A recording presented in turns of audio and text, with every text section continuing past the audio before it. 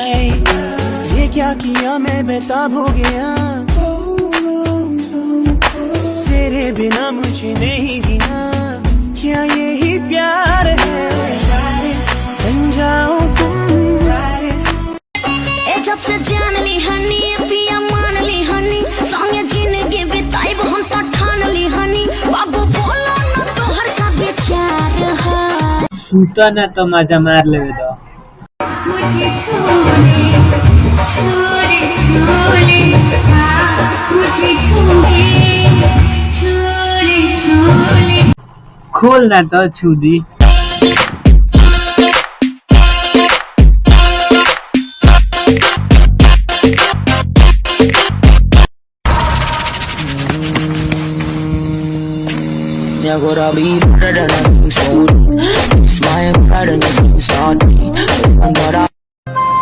Sex करना हो तो कोई जात पात नहीं देखता, ना गरीबी ना बेबसी दिखाई देती है। अगर बात शादी तक आ जाए तो लोग कुंडलियां तक मिलवा लेते हैं जनाब। रूठे ना मुझसे मेरे साथ ही ये वादा कर, तेरे बिना मुश्किल है जीना मेरा, मेरे दिल पर जरा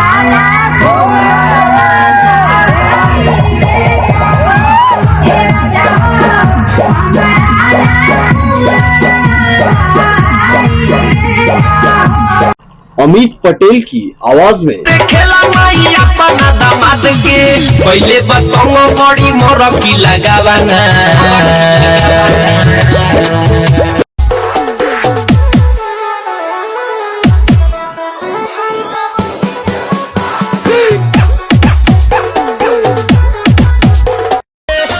ऊपर कब नीचे हाथ डाले बीच बीच, जब हला करी मुंह भक चुप चुप झारस जब बाल सैना जी, लहगस का हमाल सैना जी, बाहर पर गोरी होया डोले नशा जवानी के उतरी हो, सब सुख दे हब कबूतरी हो, सोना से मोना तल दे हम ले जाके कोठी के भीतरी सेला जमीन तीन धूर दे बेकार। रछौड़ी नाच के रछौड़ी नाच के रछौड़ी नाच के पिका पावा कस्तूर दे।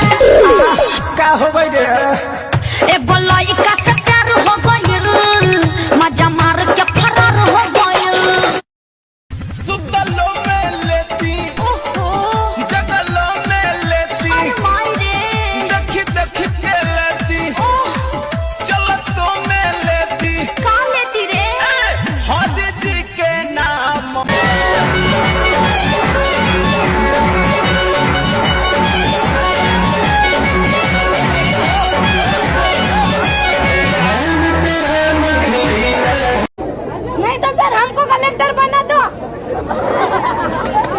हम बनने के लिए तैयार है, सबकी मांगे पूरी कर देंगे सर।